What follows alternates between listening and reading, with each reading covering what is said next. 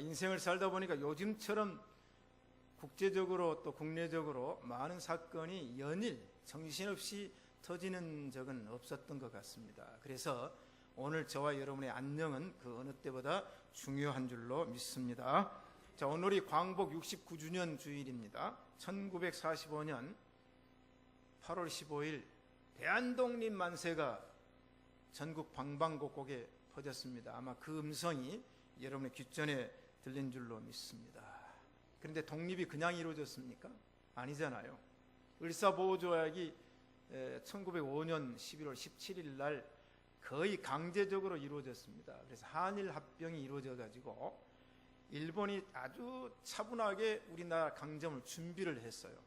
그래서 36년이니까 해방되기까지는 이제 40년이라는 세월이 흐르게 됩니다. 저는 역사를 쭉 공부하면서 이번에 황우여 부총리께서도 역사, 국사교육은 정부가 주관하겠다는 얘기를 해서 참 마음에 들었는데, 이 국사교육만큼은 이제 제대로 역사의식을 가지고 교육을 해야 됩니다. 그때 이제 을사보호조약을 한일합병 조약에 이제 앞장섰던 5사람이 있어요. 그걸 우리가 을사오적이라고 그러죠. 그 오적을 암살하려고 하는 사람이 바로 홍합나철 선생님이시죠. 이분이 한 5인 정도를 규합을 해가지고 을사오적을 죽이려고 하다 실패로 돌아갑니다. 그래서 이제 10년 유배 생활을 지도에 가서 하게 되죠. 지도에서 이제 1년 만에 풀려서 결국은 이제 만주로 가서 이제 독립운동을 시작한 독립운동의 아버지가 됐어요. 그때는 이제 선각자들은 어디로 갔냐면 상해로 갔습니다. 그래서 임시정부를 만들고, 그 다음에 독립운동은 어디서 했냐? 만주에서 했어요. 만주에서 김좌진 장군이 독립운동 총사령관이 되어가지고 우리나라의 젊은이들이 독립을 하겠다고 하면 이제 만주로 망명을 가가지고 거기서 독립군을 만들었단 말이죠. 그때 이제 독립운동가들이 주로 이제 홍합나철, 백번, 김구 선생님, 그 다음에 도산 안창호, 고당 조만식 선생님, 그리고 쭉 내려오면 이제 김인현 3.1절에 독립선언문을 했던 33인이 나오죠. 그 다음에 독립운동에 이제 적극적으로 참가하면서 했던 사람이 이제 김좌진 장군이 독립군을 일으켰죠. 그 다음에 안중근 의사, 그 다음에 윤봉길 의사, 그 다음에 이준 열사, 그 다음에 유관순, 누구나 유관순 열사죠. 이러면서 이제 흘러와요. 이게 현장에서 일본하고 직접 부딪혀서 폭탄 던지고 막 살해하고 죽이고 그런 사람들 있죠. 그리고 이게 하루아침에 된 게 아니에요. 벌써 을사보호조약과 한일합병이 된 이후에 바로 선각자들은 이 나라를 일본에서 독립을 해야 되겠다, 그렇게 됐어요. 오늘은 독립기념일이니까 독립 광복절 노래 흙다시 만져보자, 바닷물도 춤을 춘다, 기어이 보시려던 어른님 번님 어찌하리, 이날이 40년 뜨거운 피 엉긴 좌치니 기리기리 지키세, 기리기리 지키세. 우리 대한민국 기리기리 지킵시다. 근데 왜 이제 우리나라가 일본에 강점을 하게 됐냐? 아쉬움이 있어요. 그게 뭐냐면 갑신정변이라고 1884년에 이제 갑신정변이 일어나잖아요. 그때는 김옥균을 중심으로 서재필 선생, 이런 분들이 5인 정도가 이제 결사를 해요. 그때는 흥선 대원군이 끝나고 이제 고종으로 온 때 아닙니까? 근데 이제 고종 때에 이제 친족들, 우리가 그저께 무슨 그 드라마 하나 있었죠. 그 끝났는데 저는 정도전 있었잖아요. 그런 게 친족들을 중심으로 이제 수구파들이 정권을 잡으면서 크게서 이제 부정부패가 일어나니까 여기에 이제 반대 세력이 개혁파입니다. 그 개혁파가 이제 김옥균을 중심으로 한, 자, 이분들이 이제 이 일본의 명치 유신을 본받아서 한국에 개혁을 하겠다. 그래서 일으킨 게 이제 갑신년에 우정국 낙성식 때에 고종과 민비를 피난시키고, 그 다음에 그때 이제 이 수구적인 그 적들을 그 자리에서 죽이려고 해요. 근데 그게 실패를 하죠. 거기서 누가 배신합니까? 우리나라를 일본에 팔아먹은 문무대신 이완용을 중심으로 해가 처음에는 같이 했어요.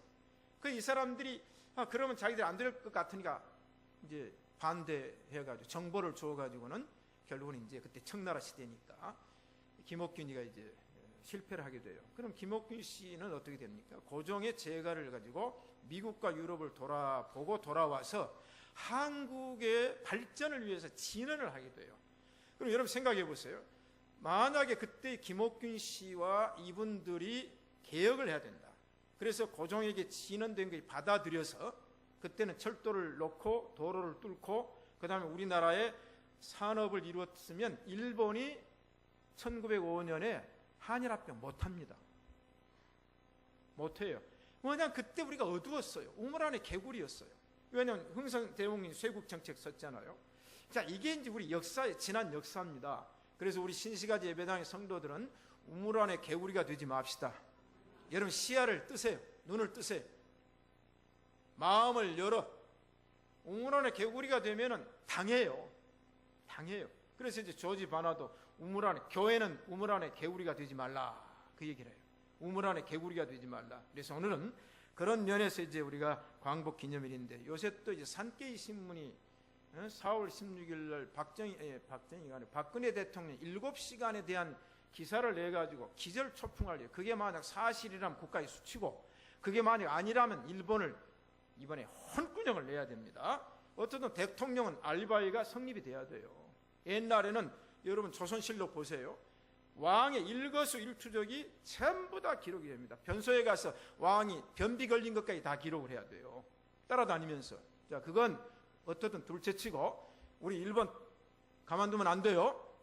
오늘은 일본에서 해방된 날입니다. 자, 되는 일과 안 되는 일. 오늘 제가 설교 제목을 이렇게 잡았습니다. 후진국일수록 되는 일도 없고 안 되는 일도 없다 그래요. 그런데 제가 이 설교 제목을 이미 정해가지고 다 준비를 하고 있는데 수요일날 기독신문에 그 사설이 우리 총회는 되는 일도 없고 안 되는 일도 없다. 그렇게 사설을 썼더라고요. 이게 되겠습니까? 그 후진성이지요. 되는 일은 되게 해야 되고 안 되는 일은 안 되게 해야 되는데 오직 답답했으면 이렇게 사설 제목이 되는 일도 없고 안 되는 일도 없다. 여러분 경험하셨죠? 네, 그런데 생각해 보세요. 되는 일이 안 되면 속상하고 안 되는 일이 되면 기쁜데 이게 인생과 신앙이 어떻게 되는가? 저는 옛날에 목사님들이 이제 설교하실 때 아이고 내가 인생을 살아보고 믿음 생활을 해보니까 이게 내가 하는 거 아니고 내 뜻대로 되는 게 아니고 다 하나님의 뜻대로 됐습니다. 그렇게 설교를 하면 제가 젊은 나이에 밑에서 듣고 나는 내 뜻대로 다 되던데 내가 하고자 하는 일을 다 하던데 그렇게 반응을 보였던 때가 있었는데 그 일마저도 철이 들고 하나님의 말씀에 깊이 들어가 보니 그때 내가 했던 일도 내가 한 것이 아니오 하나님이 하셨고 그때 되는 일도 내가 되게 하는 것이 아니고 하나님이 하셨느니라. 아마 이제 연세가 많이 드신 분들은 이 말씀에 대한 공감이 되겠지만 저기 앉아있는 젊은 친구들은 지금도 아이고 내가 하면 다 되던데 아닙니다. 그래서 오늘은 되는 일 안 되는 일. 자, 그럼 인생. 여러분 인생을 살아오시면서 힘드셨죠?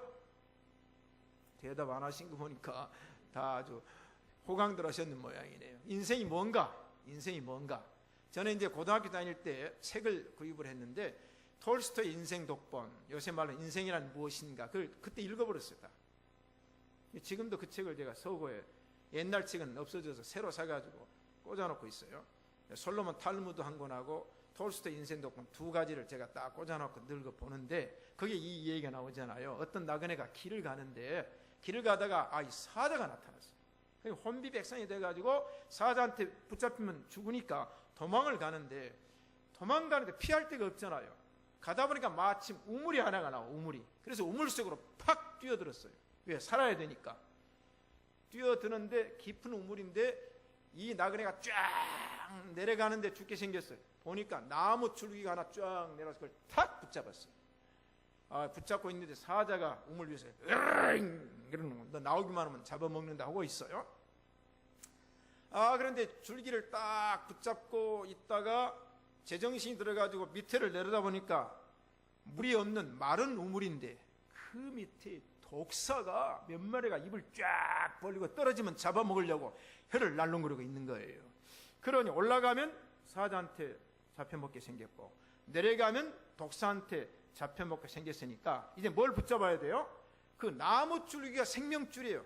그걸 꽉 붙잡고 있는데 이제 사자는 이제 없어졌어. 사자가 안 올라오니까 이제 아이고 다른 놈 잡아먹지. 나 너 안 먹는다고. 사자는 사라졌는데 아이고 보니까 나무 줄기가 얻은 그 자기 생명줄을 흰쥐하고 검정쥐 두 마리가 딱 어디서 나타나더니 그걸 갉아먹고 있어요. 그러니까 갉아먹으면 이제 그 줄기가 끊어지면 밑으로 떨어지면 독사가 잡아먹게 생겼어요. 그러니 인생은 진퇴양난이, 이럴 수도 없고 저럴 수도 없고. 그래서 이제 마음으로 걱정을 하고 있는데, 아이고 벌들이 꿀을 저장하기 위해서 그 나무 줄기에 붙어있는 그곳에다가 벌집을 지어놔가지고 꿀을 저장을 했는데, 꿀이 너무 넘쳐나니까 그 벌 꿀집에서 꿀이 한 방울 똑 떨어지니까 이 나그네가 그 꿀을 받아먹고 있어. 또 한 방울 떨어지면 받아먹고 있어요. 이게 인생이다. 그러니까 잊어버리는 거예요. 왜? 지금 내가 단맛을 보고 있잖아. 단맛을. 지금 단맛을 보니까 그 꿀방울에 모든 걸 걸어버리는 거예요. 그게 만족하고 지금 생쥐가 긁어먹든 밑에서 뭐 독사가 잡아먹든, 그래서 결론 이게 인생이다. 자, 이게 인생인데, 우리가 그런 인생 생활을 하는데 톨스토이는 유교, 불교, 기독교 모든 이방 종교에 통달을 했어요. 특별히 인생 독본을 읽어보면은 공자 얘기도 나오고 성경 얘기도 나오고 솔로몬 얘기도 나오고 뭐 별얘기가 다 나옵니다. 어떤 의미는 전 세계 인류와 모든 종교와 철학을 그 독본이란 책 안에다가 전부 집대성을 해놓았어요. 그러나 전도서의 솔로몬이 하는 인생이 뭔가, 12장 11절 이하를 제가 읽어볼게요. 내가 돌이켜 해 아래서 보니 빠른 경주자라고 선착하는 것이 아니며, 유력자라고 전쟁에 승리한 것이 아니며, 지혜자라고 식물을 얻는 것이 아니며, 명철자라고 재물을 얻는 것이 아니며, 기능자라고 은총을 입는 것이 아니니, 이는 시기와 우연이 이 모든 자에게 임함이라. 시기와 우연. 대저 사람은 자기의 시기를 알지 못하나니, 자기 때를 알지 못해 한치 앞을 몰라요. 모르나니 물고기가 재앙의 그물에 걸리고, 물고기가 바다를 유유히 헤엄치고 나는데 어느 날 가다가 딱 그물에 걸려요. 새가 올무에 걸림같이 인생도 재앙의 날이 호련히 임하면 거기 걸리느니라. 예측불허, 호련히. 여러분, 오늘도 안 걸리고 오늘 예배당 나온 것 하나님 은혜인 줄로 믿습니다. 마귀 사탄의 올무에 걸려봐요. 그거 안 되는 거예요. 자, 그러면 오늘 이 본문을 가지고 제가 몇 가지 이제 말씀을 드리는데, 첫째, 지루한 귀환이다. 지루한 귀환. 이스라엘 민족이 바벨론에 가서 70년 포로 생활을 했어요. 그런데 생각도 안 했어요. 예측도 안 했어요. 호련히 바사왕 다리오가 이제 이스라엘 민족은 본국으로 돌아가라, 포로 귀환 명령을 내리면서 너희들 힘들었지, 고생했지. 우리 이제 바벨론 왕국이 너희들을 침략할 때 성벽도 허물었고 성정도 다 회파했고 기물들을 다 가져왔는데, 우리 본국에서 후원을 해줄 테니까 이 돈, 금은을 가지고 가서 성벽도 재건하고 성전도 재건하라 했어요. 호련히 왔어요. 호련히. 그런데 일사천리로 이 포로의 귀환과 성벽 재건, 물론 성벽 재건은 바로 이루어졌지만 성전 재건축이 이루어질 줄로 알았는데 문제가 생겼어요. 자, 포로 귀환도 일사천리로 간 게 아니고 59년이라는 세월이 걸려가지고 3차에 걸려서 귀환을 하게 됐죠. 그 다음에 사마리아인들이 도중에서 방해를 하죠. 못 가게 하죠. 성전을 건축하려고 그러는데 또 방해를 해가지고 성전을 재건한 일이 지연이 된단 말이에요. 지연이 돼. 자, 이게 이제 되는 일, 안 되는 일을 이야기하기 위한 하나님의 역사의 전제를 얘기하고 있습니다. 자, 그러면 우리가 역사를 한번 봅시다. 이스라엘 민족이 430년 동안 애굽에서 종로로 다다가 모세가 와가지고 우리 다 애굽을 떠나서 가나안으로 가자 했어요. 애굽을 떠났어요. 그러면 아주 직진을 해가지고 가나안에 갔느냐? 못 갔어요. 일사천리로 못 가네요. 40년이 걸렸어요. 40년. 자, 바벨론 포로도 성벽을 건축하는 일은 수르바벨이 오자마자 52일 만에 완공을 했어요. 그런데 성전을 건축하는 일은 일사천리로 안 됐다는 얘기예요. 우리가 이제 성경을 보면 솔로몬은 7년 6개월 동안에 솔로몬 성전을 완공을 합니다. 그 다음에 제1성전이죠. 제2성전이 수룹바벨 성전이에요. 제3성전이 헤롯 성전이거든요. 근데 헤롯 성전은 46년 동안 건축을 해요. 그러나 제2성전은 포로 귀환 1차, 2차, 3차 귀환을 통해서 성전 완공까지 약 70년이 걸려요. 왜 이렇게 지루하게? 아니 우리 생각 같으면 일사천리로 돼야 되는데 왜 이렇게 지루할까? 왜 내 뜻대로 안 됐을까? 그런 과정에서 이스라엘 백성들이 돌아와요. 돌아와가지고는 이제 스룹바벨이 성전 재건을 시작을 했어요. 그런데 방해가 이루어져요. 이 사마리아 사람들이 너희들 성전 지으면은 자기들의 이방 종교가 약해지잖아요. 그러니까 이제 성전을 못 지게 하는 거예요. 여러 가지 이유가 있어요. 제가 지난번 설교 때 말씀을 드린 적이 있잖아요. 이게 사마리아 사람들이 성전 재건을 못하게 하니까 중단을 해서 중단된 기간이 16년 걸려요. 그때는 성전 건축이 중단이 되어버려요. 여러분 건물을 짓다가 건물을 짓지 못한 그 흉물, 저도 이제 서울 보면은 테헤란로에 현대백화점 그쪽 조금 오면은 건너편에 큰 빌딩이 H빔 철골만 올려놓고요. 제가 독일에 있을 때부터 그 건물이 그렇게 된, 지금도 그렇게 되고 있어요. 그러면 그 흉물이잖아요. 생각해 보세요. 여호와의 성전을 지어야 되는데 성전 건축 재건을 하다가 중단이 됐어요. 그런데 문제는 뭐냐? 하나님은 마음이 답답해 죽겠는 거예요. 지금 빨리 이 사람들이 성전 재건을 해야 되는데 핑계가 있어서 방해하지 않냐 사마리아인들이. 우리는 하려고 그랬는데 저 사람들이 저렇게 성전을 못 지게 하니까 방해하니까 핑계거리가 생겼어요. 그러나 그때 이 귀환된 히브리 백성들은 뭐 했냐? 학개서 1장 이하를 읽어보면 이 백성이 말하기를 여호와의 전을 건축할 시기가 이르지 아니하였다 하였느니라. 여호와의 말씀이 선지자 학개에게 임하여 가라사대 이 전이 황무하였거늘 너희가 이때에 판벽한 집에 거하는 것이 가하냐? 여호와의 전은 지타가 흉물이 되어 있는데 지금 재건하다가 중단이 되어 있는데 너희들은 집을 판벽된 고급 호화로운 그런 집을 짓고 있는 게 가하냐? 하나님의 전은 지금 재건이 완성이 안 됐는데 너희들 집만 아주 룩수스하게 그렇게 짓는 게 가하냐? 그러므로 나 만군의 여호와가 말하노니 너희는 자기의 소유를 살펴볼지니라. 너희가 많이 뿌릴지라도 수익이 적으며 먹을지라도 배부르지 못하며 마실지라도 흡족하지 못하며 입어도 따뜻하지 못하며 일꾼이 삭슬 받아도 그것을 구멍 뚫어진 전대에 넣음이 되느니라. 여러분 돈은 많이 번 것 같은데 안 남아요. 씨앗은 많이 뿌린 것 같은데 결실이 없어요. 집에다가 돈을 쌓아놓은 것 같은데 구멍이 나가지고 흘러나가요. 자, 이 얘기를 해요. 그래서 하나님께서 너희의 소유를 살펴볼지니라. 너희는 지금 당장 산에 올라가서 나무를 찍어다가 여호와의 전을 건축하라. 그리하면 내가 기뻐하겠노라. 사랑하는 성도 여러분, 우리는 어떻든 하나님을 기쁘게 해드려야 될 줄로 믿습니다. 자, 그러면 우리나라 광복도 이미 말씀드렸듯이 1905년에 한일합병 을사보호조약을 해가지고 1945년에 광복을 했어요. 그러니까 1905년에 을사보호조약이 한일합병이 될 때부터 독립운동을 합니다. 그걸 반대하고 그걸 무효하기 위해서. 그러니까 독립운동이 40년 동안 돼요. 지루하죠? 왜 지루할까? 그건 하나님의 뜻이 나중에 나타납니다. 두 번째, 깨워주신 하나님. 자, 우리가 스가랴서 1장에서 보면 5개의 환상이 나옵니다. 오늘 본문은 5번째 환상이에요. 자, 그러니까 여호수아가 이제 하나님께 잠을 자는데 환상이 나타나는 거, 환상. 뭐 지금이야 직통계시, 뭐 환상 예언한다 그러면 많이 이단으로 얘기하지만 그러나 지금도 하나님께서는 나와 함께 하시며 하나님께서 지금도 성경 말씀을 통하여 말씀해 주시는 줄로 믿습니다. 근데 환상만 보고 있을 수 없잖아요. 그래서 5번째 환상이 끝날 때에 이제 깨워요.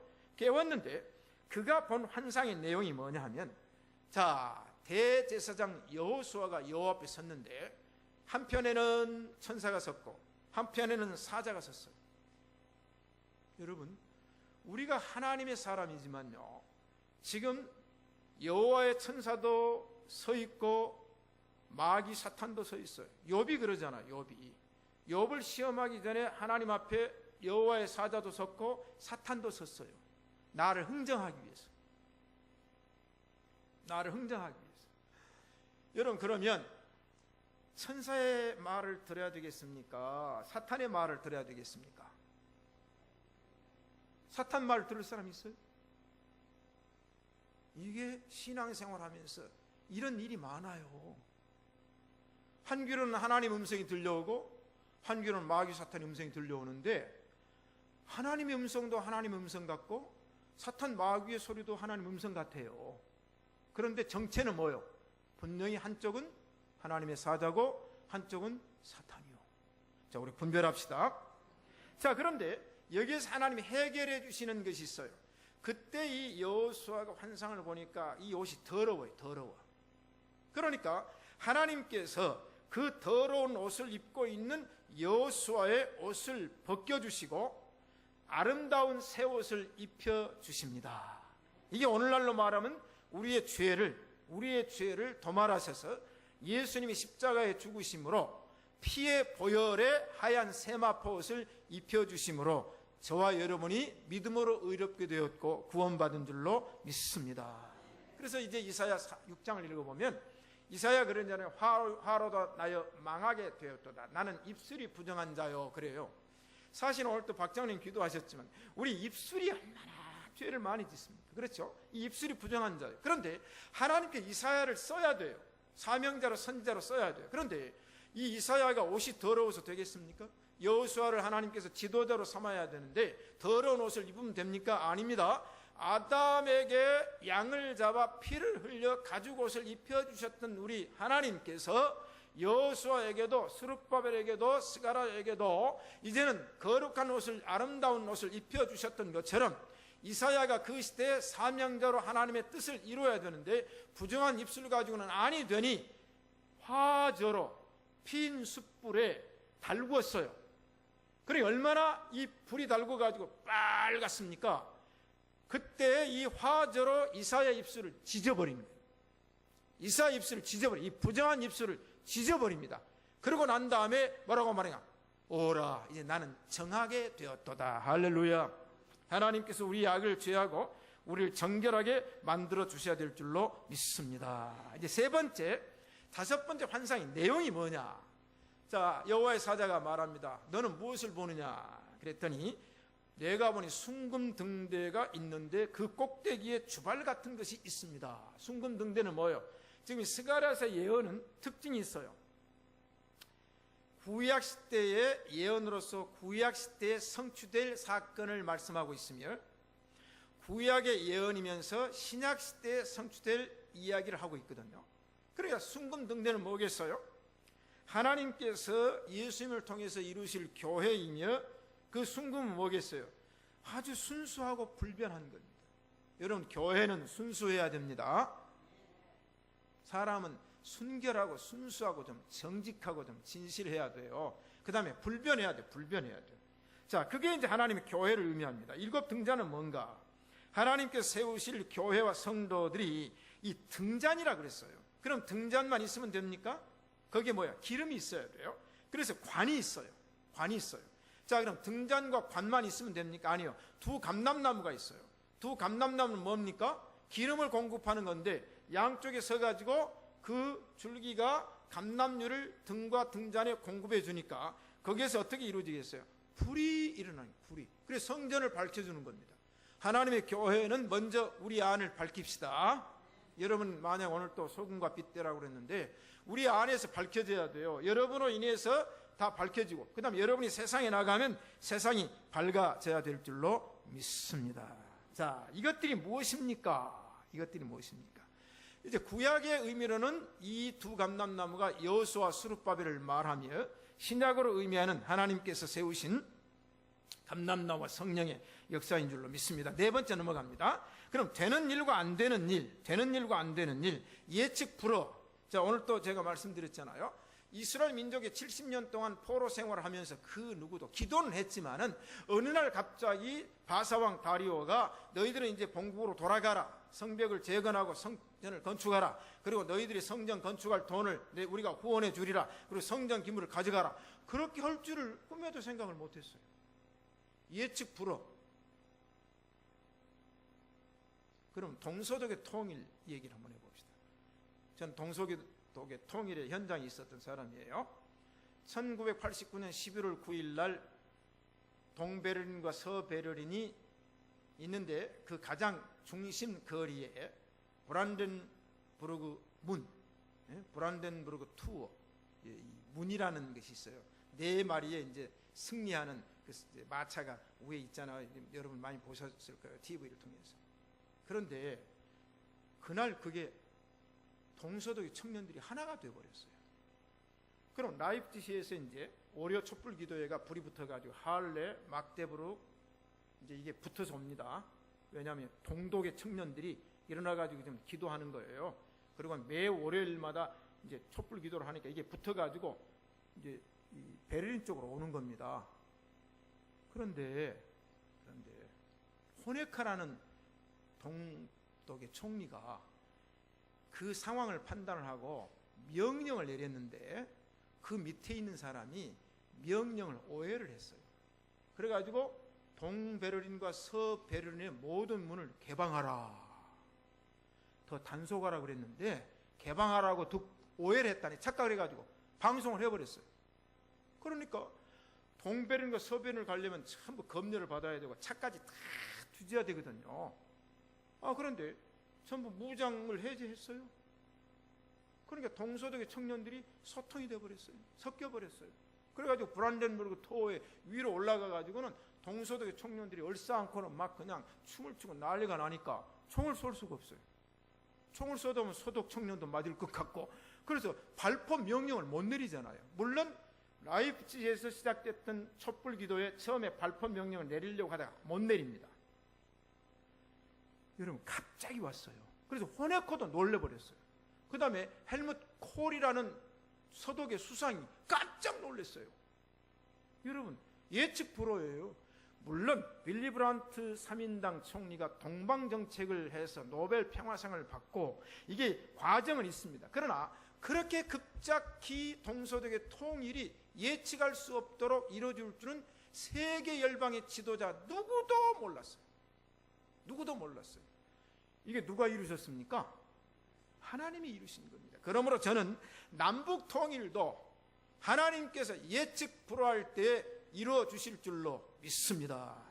제가 통일론, 기도 통일, 복음 통일, 평화 통일.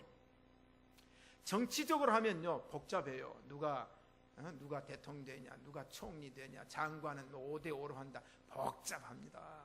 경제적으로 하면 또 속국이 돼요. 군사적으로 하면 피를 흘려야 돼요. 그러나 우리는 다시는 피 흘림이 없는 기도 통일, 복음 통일, 평화 통일이 이루어질 줄로 믿습니다.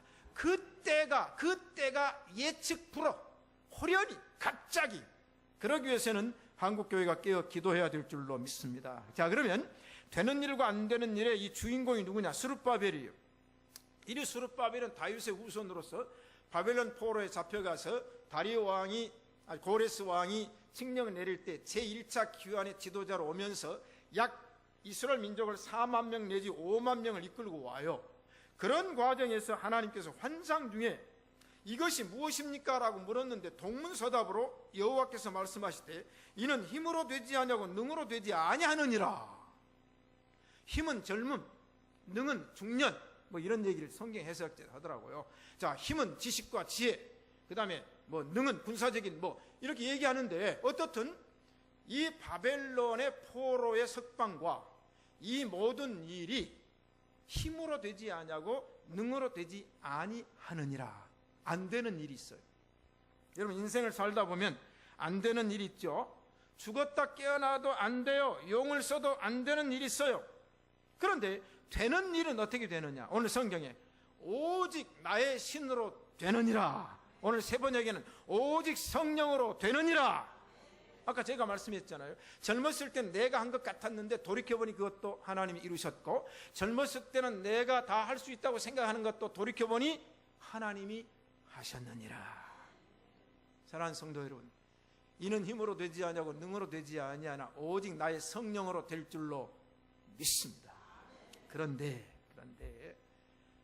앞에 큰 산이 놓여 있는 거예요. 큰 산, 험산 둘령 놓여 있어요. 여러분 인생을 살다 보면 앞에 엄청난 문제가 다가오는데 내 힘으로는, 내 능력으로는, 내 지식으로는, 내 경험으로는, 내가 가진 돈으로는 해결할 수 없는 어마어마한 험산줄령이 다가올 때 어떻게 하십니까? 내 힘으로 밀어요? 내 능으로 밀어요? 되든가요? 그 얘기예요. 큰 산이 옵니다. 태산이 와요. 태산이. 태산을 넘어 험곡에 가도 빛 가운데로 걸어가면 태산이 와요. 태산만 옵니까? 광풍이 일어나는 거예요. 노도 광풍이 일어나는 거예요. 이번에 세월은 광풍도 안 일어났는데 뭐 자빠져가지고 했지만, 여러분 인생을 살다 보니, 믿음의 생활을 하다 보니 노도 광풍이 몰아옵니다. 선장이 어거를 해보지요. 선원들이 안간힘을 쓰니 뎁디어. 전라도 말이 나와버렸네. 되던가 하려고 했는데 뎁디어가 나와버렸어요. 뎁디어? 안 됩니다. 노를 저어도 안 돼요. 물건을 빠뜨려도 안 돼요. 그런데 우리 주님께서 바다야 잠잠하라, 풍랑아 멈춰라. 이는 나의 힘, 나의 신 성령으로 된 줄로 믿습니다. 성령으로. 이걸 지금 얘기해 주는 거예요. 이걸 얘기해 주는 거예요. 현대적인 의미의 큰 산이 뭐겠어요? 많잖아요. 저도 목회하면서, 인생 살면서 산전수전, 공중전까지 겪었다고 말하는, 지금 핵전쟁까지 저는 겪었다고 얘기합니다. 이랬더니 어떤 집사님이, 목사님 진짜 그렇습니다. 저는 핵전쟁까지 겪었어요. 핵전쟁까지. 그런데 큰 산이 옵니다. 그럼 우리가 어떻게 돼? 무서워서 떨어야 돼요? 에? 벌벌벌 떨어야 돼요? 네가 뭐야? 너 뭐야? 네까지 이게 뭐야? 우리 사탄에게 얘기합시다. 너 뭐야? 따라하시나? 너 뭐야? 그래야지. 아이고 사탄님 좀 봐주세요. 너 뭐야? 이거요. 큰 산아, 너 뭐야? 우리 앞에 어떤 문제가 오면, 사탄이 우리를 시험하고 인생의 어려운 역경이 오면 부들부들 떨지 말고 너 뭐야? 너 뭐야? 이거요. 큰 산아, 네 뭐야? 네가 스룹바벨 앞에서 평지가 되리라. 네가 스룹바벨 앞에서 아무것도 아니다. 제가 일부 예배 때 물어봤어요. 물어봤더니 답변하더라고요. 제가 지금 서문교회 와가지고 10년 목회하는데 무슨 문제가 일어나면 발발발발 떨든가요? 왜 장로님 큰일 났어요. 아이고 권사님 그러든가요? 버티는 거예요. 말씀에 의지하여 믿음으로. 그러면서 너 뭐야? 너 뭐야? 아무것도 아니야. 하나님의 사람 스룹바벨 앞에서 너는 평지가 되리라.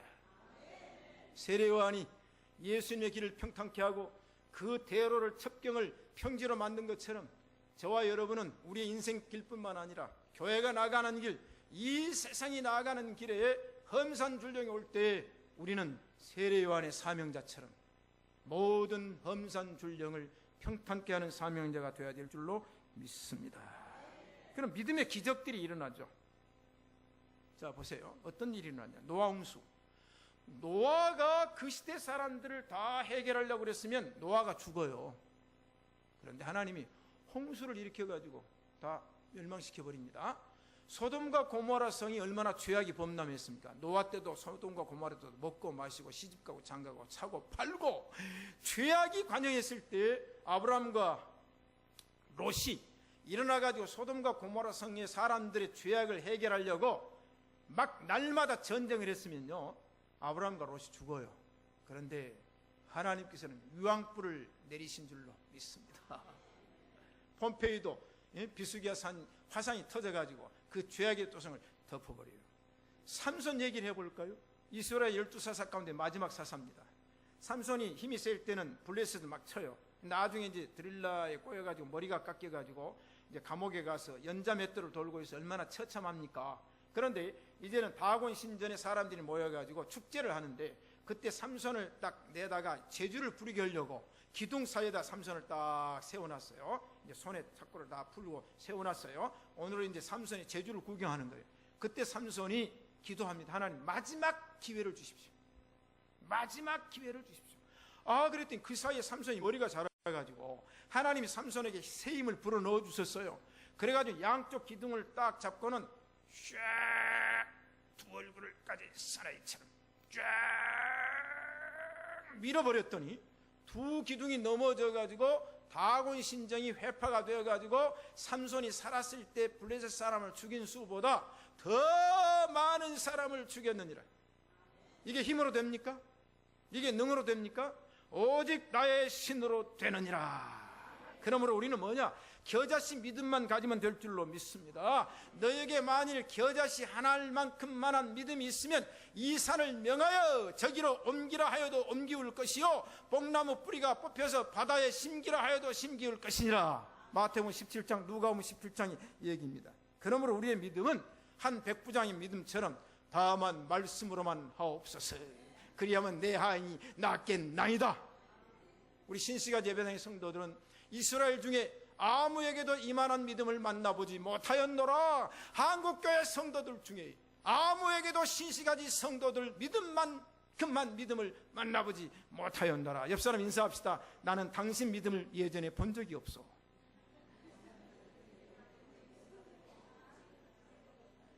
아니, 인사는 안 하고 웃기만 해요. 나는 당신의 믿음을 예전에 본 적이 없어. 이만한 믿음을 가져야 됩니다. 그래서 우리는 할 수 있거든. 무슨 말이냐? 믿는 자에게는 능치 못할 일이 없느니라. 나의 믿음 없는 것을 용서하여 주옵소서. 이게 옥문도 열리잖아요. 우리가 사도행전 7장과 12장과 16장을 읽어보면 사도들이 갇혔을 때 옥문이 열리죠. 12장에 가서 베드로가 갇혔을 때 첫째 옥문, 둘째 옥문을 통과하는데 착고가 풀리고요, 자동적으로 옥문이 열려버려요. 그래서 제사장들과 7장에 보니까 옥에 갇힌 사람들 데려오라 그랬더니 옥졸들이 가서 보니까 한 사람도 없어요. 다 풀려나갔어요. 베드로가 없어졌어요.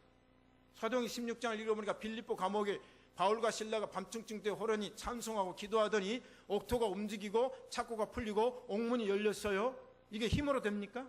이게 능으로 됩니까? 만약에 신라를 시켜가지고 신라야 저 옥들이 자고 있는데 열쇠 좀 빼가지고 우리 옥문 열고 도망가자 그러면 가중 처벌이 되죠. 이게 뭐냐? 하나님께서 힘으로 되지 않냐고 능으로 되게 하신 줄로 믿습니다. 그러므로 내게 능력 주시는 자 안에서 내가 모든 것을 할 수 있느니라. 제가 어젯밤에 잠을 자는데 신시가지 예배당이 막 입에서 막 계속, 여태까지 토요일 날 저녁에 그렇게 기도한 적이 없어요. 아침에 일어났는데 신시가지 예배당을 축복하여 주옵소서. 신시가지 예배당을 축복하여, 신시가지 예배당을 축복하여 주옵소서. 신시가지 예배당의 성도들을 축복하여 주옵소서. 계속 신시가지. 우리는 행복한 사람들이에요. 할렐루야.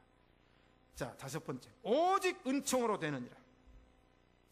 자, 우리는 이 머릿돌은 예수 그리스도의 모퉁이 돌의 의미인데 그 머릿돌을 내어놓을 때 무리가 외치기를 그에게는 성전을 말하고 그 다음에는 성전 안에 있는 성도들을 말합니다. 따라합시다. 하나님의 은혜로 이루어질 줄로 믿습니다. 하나님의 은혜로만 됩니다. 할렐루야. 그래서 성전을 완공한 다음에 사람들이 아이고 성전 저렇게 지으려고 그렇게 오래 지었냐 그렇게 비난하는 사람들이 있었어요. 그래서 이는 작은 일의 날이라고 멸시한 자가 누구냐? 하나님의 일은 크든 작든 하나님이 이루셨습니다. 그러므로 우리는 그 크든 작든 하나님이 이루신 것을 감사할 뿐만 아니라 이 하나님의 일은 작은 성전을 지었을지라도 여호와의 일곱 눈이 두루 행하는 여호와의 눈이 지금 보고 계시느니라. 일곱 눈이 뭐예요? 완전 숫자니까 일곱인데 우리는 눈이 두 개밖에 없어요. 근데 두 개도 하나는 앞에 있고 하나는 뒤에 있었더라면 뒤에서 몽둥이 들고 나를 때릴 사람은 얼른 붙잡을 텐데 이 눈이 앞에가 두 개가 있으니까 안 돼. 근데 만약에 눈이 뒤에가 있더라면 잠잘 때 옆으로 자야 될 것 같아요. 그래서 하나님이 앞으로 붙여놨는데 이 여호와의 눈 일곱 개는 뭐냐면 저는 이렇게 생각해요. 앞에 둘, 뒤에 둘, 옆에 둘, 위에 하나. 그러니까 완전한 눈이에요. 여러분, 우리는 알리바이가 성립이 돼야 돼요. 아셨죠? 저도 제 아내하고 38년을 살지만요, 알리바이가 다 성립이 되니까 지금 이렇게 살지, 이 알리바이가 의심되면요 하루도 못 살아요. 그렇죠? 근데 대통령도 아까 말했잖아요. 알리바이가 성립이 돼야 돼요. 조선 왕조 실록은 변소에 가서 방구 끼는 거에 다 적는다니까. 자면서 기침하는 거에 다 적어야 돼요. 왜? 여호와의 7 눈이 보고 계시느니라. 결론입니다. 만사의 때가 있습니다. 여러분 지루하더라도 하나님의 때를 기다립시다.